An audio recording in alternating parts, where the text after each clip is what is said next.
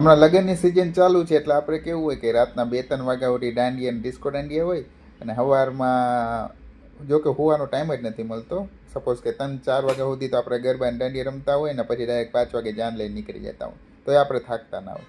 એ વસ્તુ એ છે કે આપણે મીન્સ કે ગમે એ કાંઈક પ્રસંગ હોય તો આપણે કેવું મગજમાં ફિટ થઈ ગયું કે આપણે આટલા વાગે ઉઠવાનું છે, કાં તો સુવાનું નથી. અને એ જ આપણે સપોઝ કે આપણે ધંધાને લાગતા કે એમાં લાગતું ને તો આપણે એમ વિચારું કે કાલે આપણે હું વિઝિટમાં જવાનું છે મોર્નિંગમાં ઉઠીને. સપોઝ કે હું જ છું, મારે અમદાવાદ જવું હતું તો 4 વાગ્યાની બસ બુક કરાવી તો મારાથી ઉઠાનું નહીં. પછી બીજા દિવસે મારે 5 વાગ્યાની બસ બુક કરાવીને જવું પડ્યું. હવે એ જ વસ્તુ મારે લગ્નમાં જવું હતું ને તો મારે એ જ વસ્તુ મેં છે ને રાતે મારે 3:30 વાગ્યાની મેં બસ કરાવી હતી. તો હું 3:30 વાગ્યાને બદલે 1:30 વાગે ઉઠીને ફટાફટ તૈયાર થઈને 3:30 વાગ્યાની બસમાં હું નીકળી ગયો હતો. અને મને અલાર્મ નહોતો વાગવા પડી કે અલાર્મ વાગીને પહેલાં જ હું ઉઠી ગયો હતો. એટલે મનમાં એવો ઉત્સાહ હતો કે આપણે લગ્નમાં જવું છે, ફટાફટ બધાને મળવું છે એ માટે.